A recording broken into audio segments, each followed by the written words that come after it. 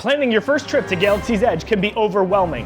What ride do I experience first? Do I need to pre-book an appointment to make my own lightsaber? What food options do I have? Take it from someone who was in your shoes 15 months ago. Here's 10 things you need to know before your first trip to Galaxy's Edge. You can experience all of Galaxy's Edge in half a day, especially if you plan. Listen, I'm a lifelong Star Wars fan, and before my first trip, I booked an entire day to spend at Galaxy's Edge. Now, there's nothing wrong with that. You certainly can stretch out your time and really just enjoy all of the environment around you. However, you don't need to do that. If you plan things out, you can see all there is to see and experience in Galaxy's Edge in about a half a day. Most experiences are timed and there's no major dining experiences. So you can either spend the first half of the day there, get there right in the morning, or even plan to get there a little bit later on and spend the evening roaming Batuu. My preference would be to get there as soon as Hollywood Studios opens, because I think you can really maximize your time that way. Which leads to my second point. Have a plan or a schedule going into your day. Here's a little bit of my sample schedule. I'm gonna tell you exactly what I think you should prioritize. Now, everyone prioritizes things differently. Maybe you care more about making a lightsaber, or maybe you don't care about that and you wanna get on the Rise of the Resistance. My first trip, I was not leaving Florida until I got on Rise of the Resistance. You can also pick a handful of things that you really want to experience, book those, or at least pencil in time slots for them, and build your day around those, and then do all the other things in between. One great thing about Galaxy's Edge is everything is within walking distance, and it's pretty close. In Walt Disney World, at the front of Batuu is Rise of the Resistance, and at the very back is the Millennium Falcon. So you can really get everywhere that you need to go, really within just a few moments. And this is one that I would really stress big time. Buy a lightning lane, AKA Fast Pass for some of you old school Disney fans, for Rise of the Resistance. Guys, this ride is off the charts. It's maybe my favorite ride of all time. It's high tech, it's kind of next gen. It feels like Star Wars. It's the most Star Wars feeling that you get in all of Galaxy's Edge. On Rise of the Resistance, you get caught up in the struggle between the Resistance and the First Order. And during your time there, the First Order captures your shuttle. It's actually pretty wild. I can't believe how immersed I was and how really in character every single cast member was. 2 tips when you have a First Order officer walking your way. Don't let them see your phone, AKA your data pad. And 2, keep the laughing to a minimum,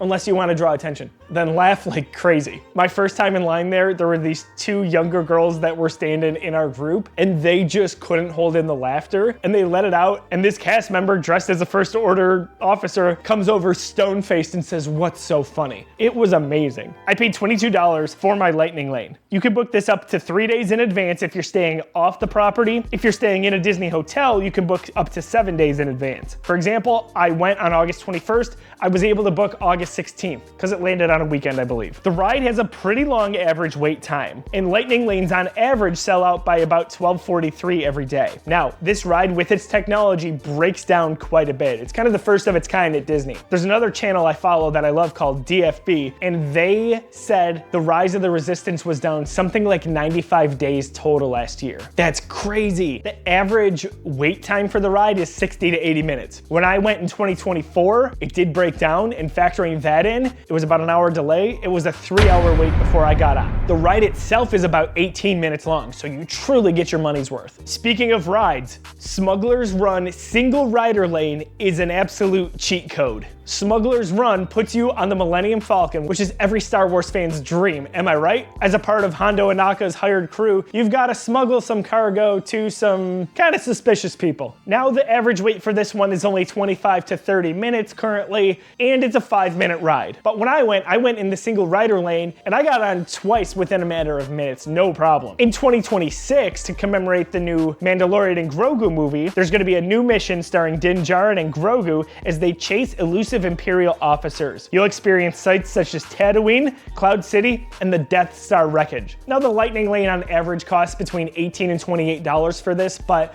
I've got 3 strategies that I think you could take for this. Strategy number 1, you can get your lightning lane pass. Boring. Number 2, and this is what I did this year, get to the park immediately upon open. Actually, get there before they open. I got there about 8:40 and got in line, and I didn't have early access, but they still let me and my daughter in. And it was about 8:50 or so by the time we got into Hollywood Studios. So we booked it for the back left corner. It was wild. We got there, got right in line at 9 o'clock, got on the ride, and we were off of it by 9:57, which was perfect because we had a Droid Depot appointment right at 10 o'clock. So I think that's a great strategy. Number 3, go single lane, even if you do have a party. The drawback is you may not be able to go on the Falcon with your party, but a lot of times they need at least 2 people, sometimes 3. So if you do have a party, especially if it's just yourself and one other person, you'll probably get on together. The ride seats 6, and you all have roles. 2 play the role of pilots, which fly the Falcon, of course, the Han and Chewie, if you will. 2 are the gunners, basically shoot everything in sight, and then 2 are the engineers. You are putting out all the fires on the ship, you are hitting these glowing buttons as fast as you possibly can, and that helps you to get a higher score as a team. So you don't need to book that one. However, I would absolutely book this next one. Pre-book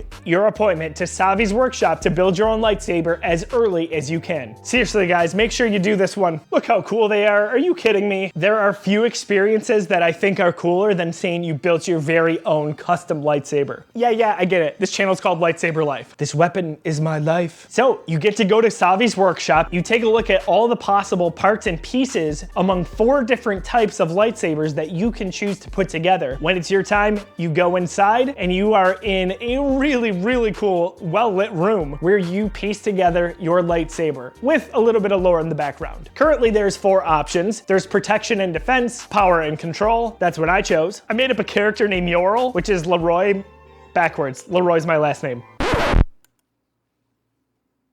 Shut up, I'm cool. There's elemental nature, which is cool. It's got like rancor teeth and other bits and pieces you can find of nature and in the forest and other animals. And there's peace and justice, which is kind of your basic Jedi lightsaber. Guys, this one is more popular than any other experience, maybe minus Rise of the Resistance at Galaxy's Edge. If you're struggling on which lightsaber that you want to build, do what I did. I made up a character with a little bit of background. Yorl was a little bit like Baylan Skoll, where he was a Jedi at one point, but it's not 100% clear why he had a fallout with the Order, but he's not really a bad guy either, so a little bit of a lone wolf. And so my lightsaber was a little bit darker than the average lightsaber. I've got bits and pieces of Anakin Skywalker on this one, Kylo Ren, and of course Darth Vader. The experience takes maybe about 20 minutes or so, probably a little bit less. It is $249.99. Yeah, I know, it's not cheap. But you get your own lightsaber and a great memory forever if you want to pony up that money. The big one with this, you can book this up to 60 days in advance, and I recommend that you do so. Set that reminder in your phone.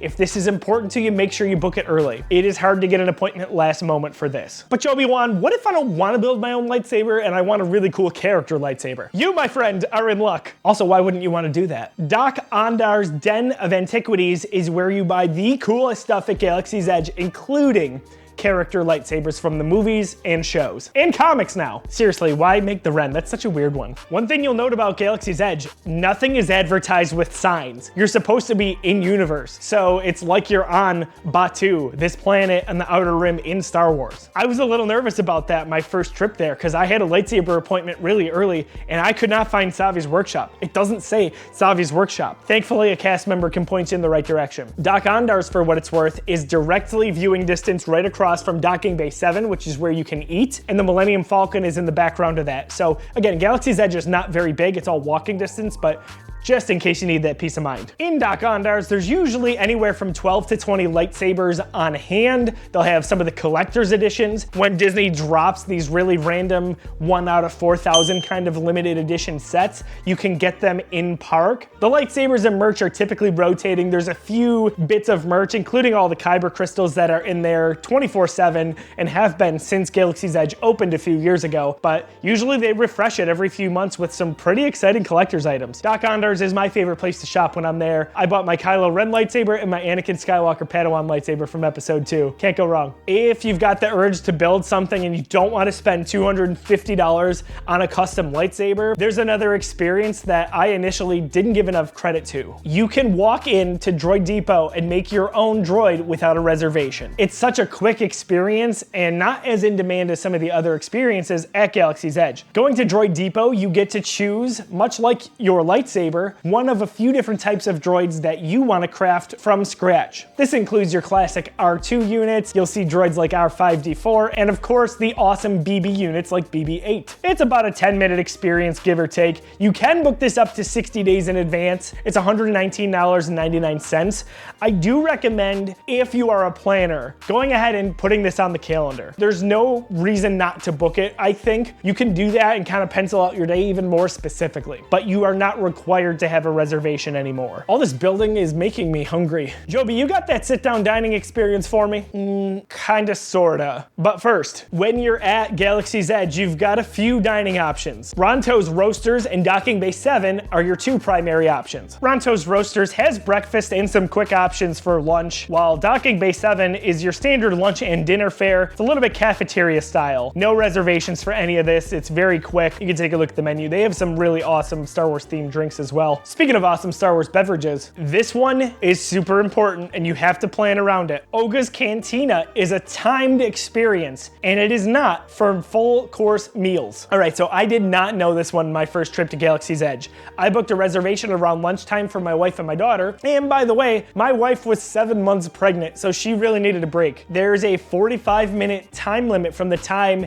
the cast member brings you into the restaurant. There's a good chance that you're gonna be standing at a table, and there's a good chance you're gonna be sharing it with other people not in your party, which is okay, just change your expectations. There's a slight shot that you can sit at the bar, which was my dream come true, and I got to do it on this second trip to Galaxy's Edge. You can book this 60 days out. I booked mine August 16th and went August 21st, no problem. There's a lot of time slots because it is so short. They have some insanely cool Star Wars drinks like, oh my gosh, how was my drink doing this? And some really awesome appetizers. Like, I was blown away at how good the food was. Just don't go in expecting to sit down and have a hamburger. You could also spend a lot of money here. Two of my very close friends went a few years ago and shut the cantina down, really, and their collective bill was over $400. It was 4 adults drinking beverages. Now, I know what you're thinking. Oh my gosh, guys, cut back on the beverages. You want to go home and rethink your life. They actually didn't order all that much. It's Disney and it's Star Wars, so you're gonna spend a lot of money anywhere you go on beverages and food items. But you do have to experience it, so make sure you do it. Just plan to eat a meal somewhere else. And last but not least, you've heard that there's blue milk. You know all about the blue milk, but there's also green milk, even if you hate The Last Jedi, which is crazy. I'm serious, folks. In a few years, I do think people are gonna look back on this as a classic.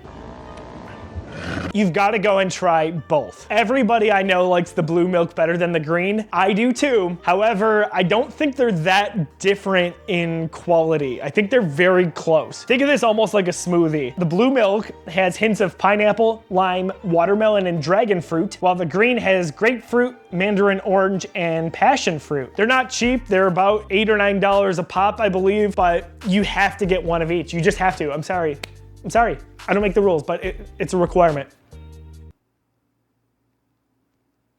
By the way, if there's anything that you saw today that you want to see more in depth, I'm creating an Everything Galaxy's Edge playlist where you can take a deep dive on some of these experiences, including how I built a lightsaber, how I built a droid, and how much I spent in my 2 trips. And recently, Lightsaber Life just surpassed 1,000 subscribers in just about 4 months. I'm absolutely blown away. I thank you so much for being a part of this. You've truly made my day. I really appreciate it. So those are my 10 things I wish I knew before I went to Galaxy's Edge for the first time, and I think they'll help you too. Share this with a friend if you know someone who's going for the first time. And in the meantime, check out that video right there. YouTube thinks you'd love it. I agree. I think you would.